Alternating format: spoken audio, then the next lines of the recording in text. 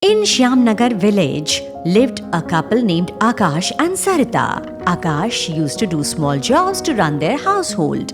One day, guests were to visit their home, so Sarita cooked delicious dishes and welcomed them warmly. After tasting her food, the old grandmother said, "Oh Akash, your wife truly has the touch of goddess Annapurna." Yes, Grandma, that's true. After praising Sarita, all the guests went home. Days passed by. Akash often got upset because of money problems and he felt irritated. One day, Sarita asked him, "Dear, what's troubling you? You seem worried these days. What's wrong?" Sarita, we are short on money for our expenses. My parents also called asking for help. Tell me, where will I get so much money from? Guide me, Sarita.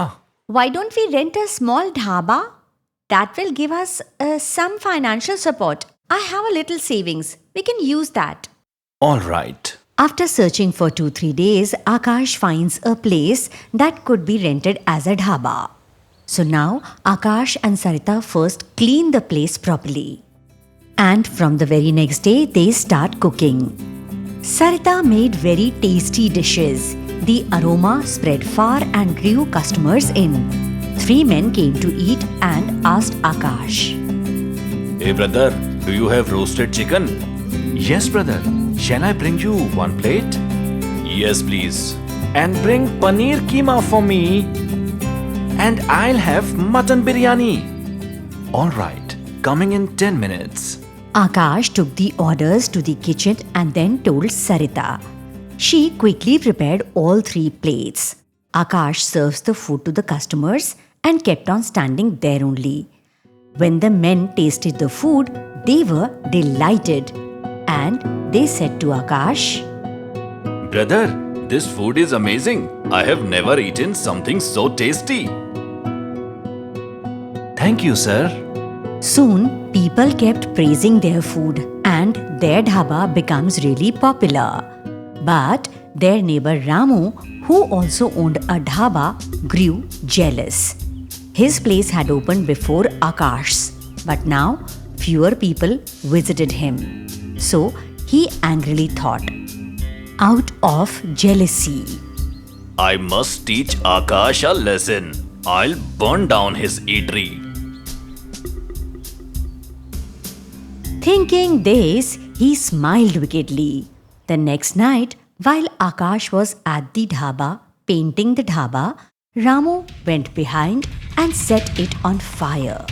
Soon, the whole dhaba was in flames. People panicked and tried to put the fire out, but Akash was still inside.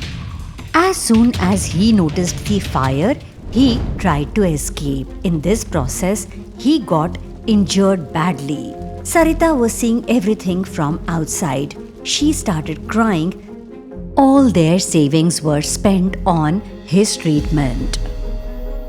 On the other side, Ramu started thinking that now Akash and Sarita are discouraged and they would never start the dhaba again.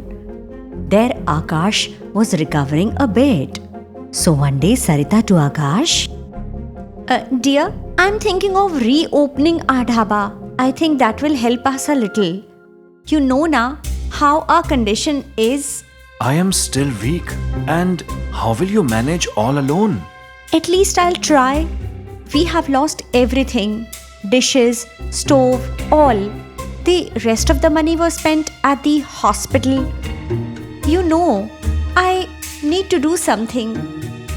Okay, Sarita, do what you think is right. But until I recover, I can't help you much. You don't worry. I will manage somehow. You just focus on your recovery. Sarita, there is an old clay stove we got from Grandma. If you want, you can start cooking on that. See if it helps you. Oh yes, I totally forgot.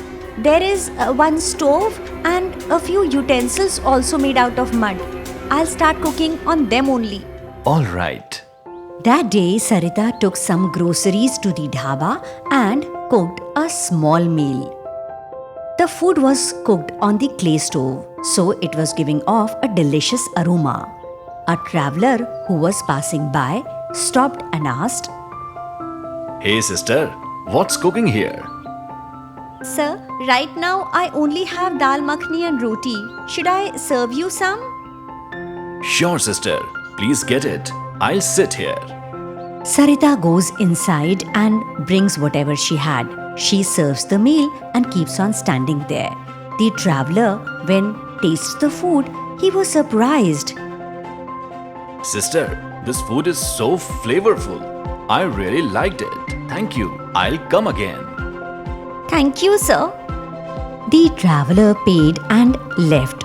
Sarita thought to herself, I used up all the grains for this meal. Now there is nothing left for us. I'll buy more groceries with this money.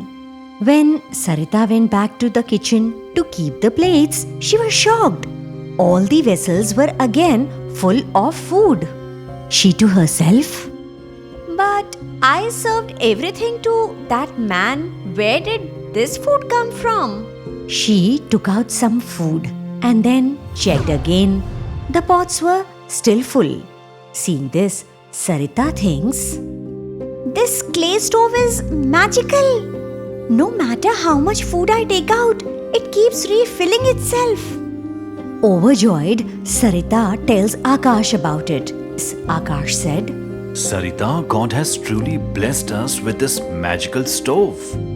They both thanked God with folded hands. Now, whatever food Sarita cooked, it got sold out every day. And Sarita felt extremely happy. She started working very hard, and Akash too was recovering, and he began helping her again. Seeing their success, Ramu burned with envy once more.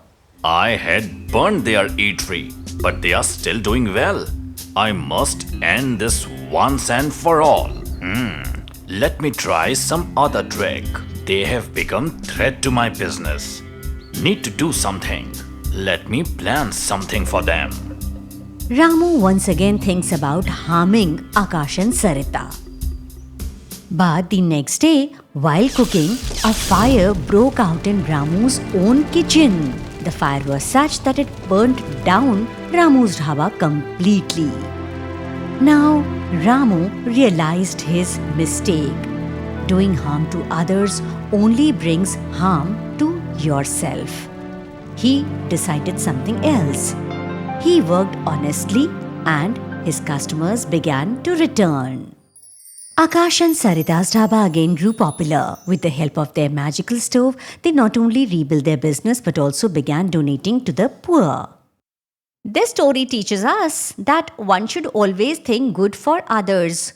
Whoever does evil ends up facing evil, and goodness always brings good results.